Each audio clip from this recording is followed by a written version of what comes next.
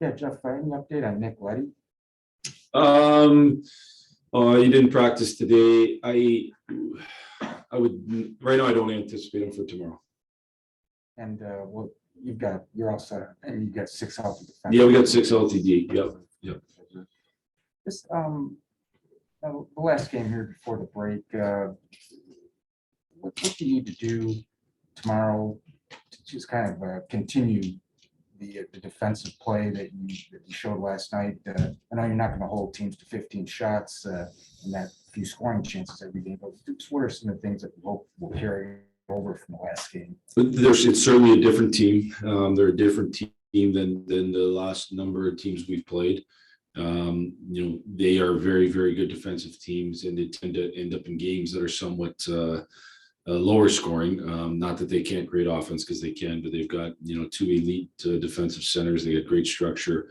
They play a 1-3-1, so that it clogs down, makes the game a little bit less back and forth. So it's more of an end zone game. Their ozone strength is a little different than what some of the teams we faced, where they're really, really, really hard around the net. They get pucks and jam your net, as opposed to maybe a 5-man unit where they're skating all over the place. Not to say their D won't get active, but it's different. So they presented a different challenge defensively. We will have to manage the puck great. We're going to have to be okay with putting it behind them, because we are going to get confronted a lot. And we're going to have good support so that we're putting it into spots that we are getting it back. And then in our D zone, we're going to have to do a real good job down low against some big men, particularly Kopitar. But they're even a guy like Arvidsson, like they really, really take it to the net hard, and we're going to have to do a good job of that. Thanks, Jeff. Yep. Max Bowman. Jeff, I know scoring goals or not sometimes just comes down to whether or not it goes in. But did you notice anything with Dylan this year as to why the puck has gone in so much more consistently for him? More than last year for sure. I think every year you're gonna have him flow a little bit. I think 2 years ago he had 30 or whatever. So obviously that's a lot of goals. So it's not that he hasn't done similar before, whether he's on pace for more or not. I would say there is zero doubt that he's using his best, one of his best attributes, and that's his skating. And he's had the puck on his stick and skating with the puck and creating space by skating. And that's where, to me, he's been on the power play. He's done that. I think his shot has gotten better. I know he's worked on it over time. He's a guy who works that stuff, and I think his shot has improved. His accuracy has improved.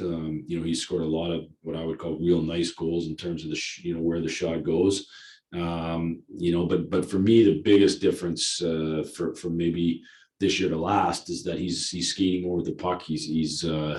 And even in the last month, I think he's done a real good job of skating to create space for himself and not making hope plays. And he's done a real good job of that. You guys obviously using tough matchups for a while here, but the fact that you guys are a much deeper team now and can, maybe pose more questions or matchup issues for other teams, like how much do you think that's freed him up, if at all? Last couple of years when I looked at Dylan, I would match that line. So then I didn't have to match Dylan as much. So, there's times where I've matched Dylan and times where I haven't. So I don't think that's changed this year. There's certainly been times where I've matched and times I haven't. I think, having Bird on the other line now makes it a little bit more difficult decision for the opponents, which deep pairing or which match they're maybe going to get. But, in the end, he's played against a lot of good players, and he's done a real good job just out, finding ways to score even against the good players. Thanks. Yeah. Brad Galley. With the success that he has, and it seems like a lot of those goals, to your point, have been when he gets in open space and blows by people. How much does it help that he's got people around him this year that have taken steps that you guys that have hoped for other people to take? Yeah, well, I think that's always a big part of it. Like, the better players you're surrounded by, I think the more your talent's gonna shine through. And I think we've got I've said this before. I mean, we've got more talent right now than we've had, and we've had an influx of talent with certain guys. Maybe some guys have continued to take steps in their development, so that's been an influx of talent in itself. And so certainly, whether it's the D moving the puck up at the right times, whether it's he's been pretty consistent with Raymond as a line mate, and then either Vladdy or Bert, who are both good players. And I think anytime again you're surrounded by good players, it's going to allow your talent to shine through even more. I don't know how much you'll be sitting with a bucket of popcorn. I know you guys still have a game before the All-Star break, but I can't imagine you'll be sitting at home with candy and popcorn watching the skills competition, but maybe your kids will. Is there a point where you can imagine yourself watching, rooting for him in the fastest skater, or maybe your kids are yelling, "Come on, Dylan," type of vibe? No, to be honest with you, I'll be watching the 2010 Computer team take on some tough opponents in Chicago in the playoffs for there. So my kids. What kids watch, it's weird, it's different, it's they'll watch any of those, they'll watch that stuff and they'll just watch it, once it hits Twitter, not even Twitter, maybe I don't know, whatever it hits. Yeah, TikTok, there you go, TikTok, then they'll watch that and they'll talk about that. So yeah. Nick Nixon. For us that we don't see your team a lot, LA Kings, Yeah. Can you talk about some of the areas where your team has been better this year compared to the past? Well, I'd start again. I think I would say a combination of an influx of talent. We've got a more talented team in probably than we've had in the last couple of years, and I think that also then breeds more confidence. And I think that's helped us push us to a 500 record. We aren't as good defensively as we were a year ago, and that's something that we're continuing to work on. But that's also probably a little bit of a byproduct of having young, talented players that still need to learn how to be effective offensively and great defensively at the same time. And that's not an easy thing. So that's a learning process that we're going through. But I think the confidence of knowing that on a night-to-night basis, when we go play an opponent, if we play our best, we'll put ourselves in a great position to win every night. I think it's a huge thing. And I see that with our group. And with Raymond, your impressions on him, seems like just looking at the scores, the box scores, night after night, he's had a very consistent first year. Yeah, he's an efficient player. He's got some flash to him, but he's not about flash. It's about efficiency. It's about winning the little puck battles, being in the right spots on defensively, making little plays along the wall. He's made a number of great passes where he's been under pressure to free, like Dylan, who's then gone down and scored. He can shoot it in the net for sure, but he's kind of an all-around player. The biggest thing I would say is he's just an efficient player that night in and night out uses his skill set, but also uses his hockey sense to be effective. And I think he's going through a learning process of how hard it is in this league every night, and certainly LA poses a huge challenge with as good as they are defensively. But I think his brain allows him to continue to be successful. Wayne St. James. Jeff, you used the phrase the other night about you can't let all of this be for naught. Is that kind of an example tomorrow that you can't have let that first period in LA be for naught? Is a chance to prove that tomorrow? Yeah, obviously we didn't show up in the first there that game, and so I think what I was talking about was you can't go back and replay that. Just like we can't go back and replay the third period against Toronto, but you have to learn from it. And I think we have learned, and I think hopefully we're continuing to learn. And so was that a learning lesson? For sure. Was some of the other difficult times we've been through learning lessons? They better be. And if you learn and get better, then it's worth it. If not, it's just pain. And why would you just endure the pain without learning? So I think our guys understand that, and I think we've done a pretty good job of that. In both last night and the Pittsburgh game, I mean, they go past regulation, but that's kind of what you've talked about, learning to win close, grinding out close games.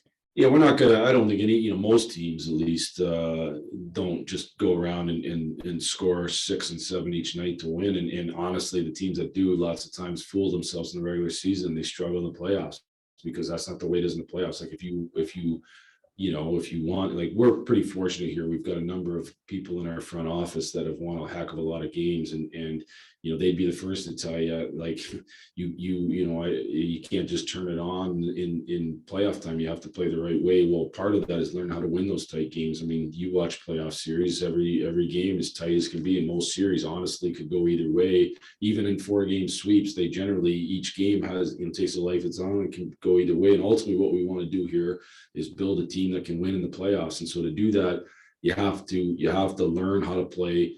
This is what LA's done, and Todd's done a good job with their group. They grind out, they find ways to grind out low scoring wins. And once we learn that that's the best way for us to have long-term success, we'll be a better team. And I think we're going through the learning process. It's just, it takes time, and it takes time with young players.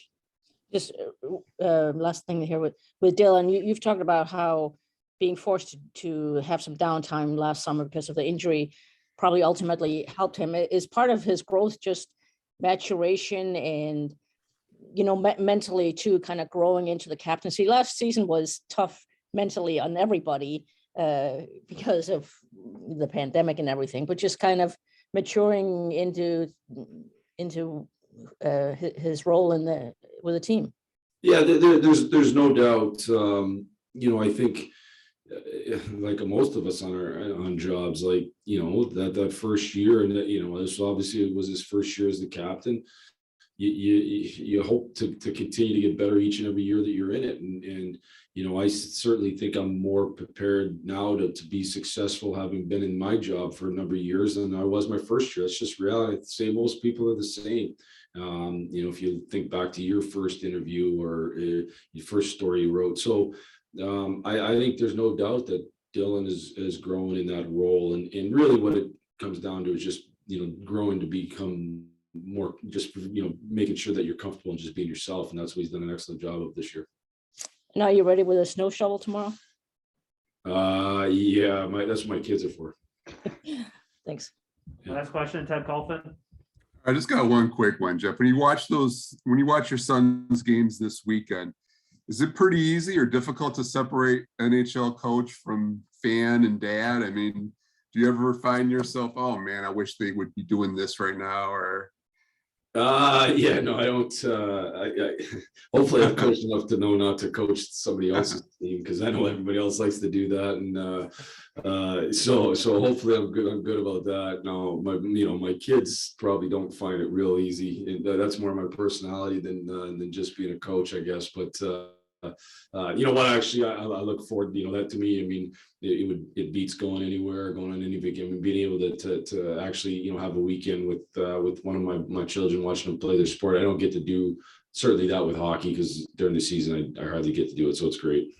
is it a relief just to be a fan and watch those games? Yeah, it's different. A little bit. It's different for sure. I don't know if it's relief, but it's just it's enjoy.